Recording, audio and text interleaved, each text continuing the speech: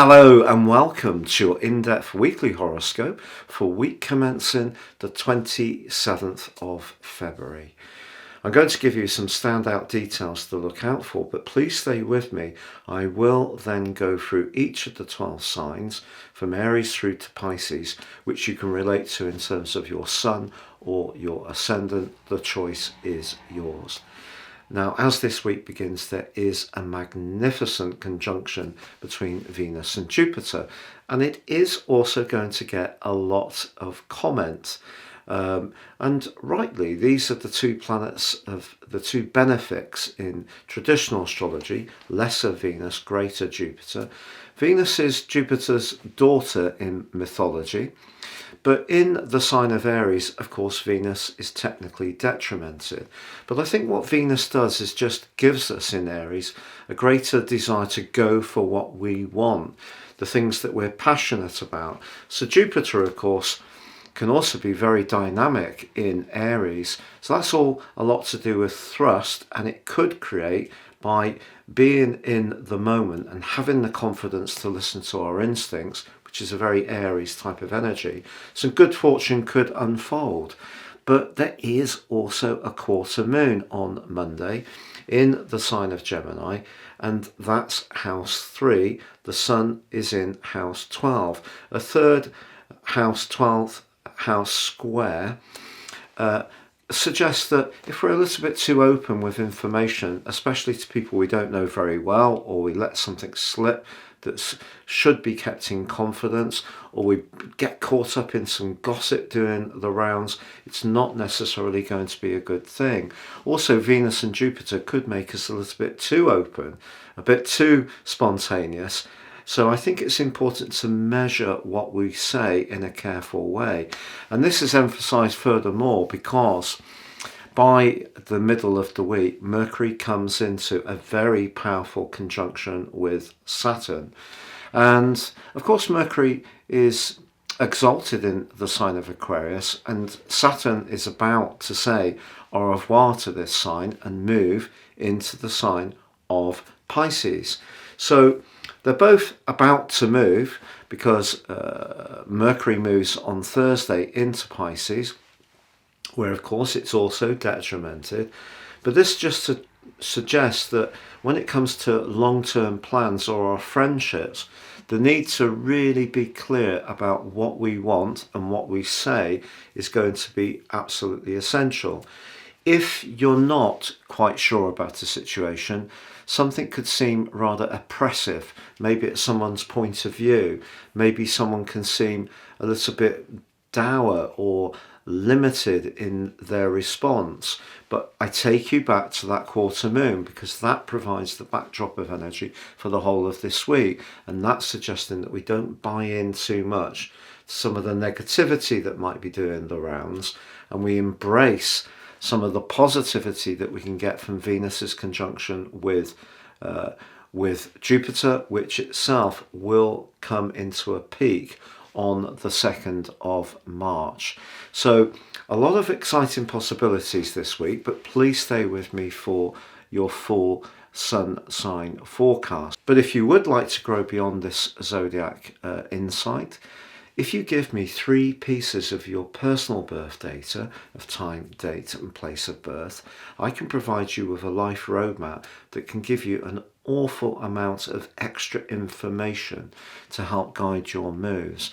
You can become much more intimately aware of some of the patterns which have repeated themselves in your life, the more challenging ones and the more positive ones. Also, in my special package of 30% off, you can get your 12-month personal forecast. Now, these reports are totally unique to each person I produce them for, so they give you an opportunity to gain searing insights above just zodiac horoscopes.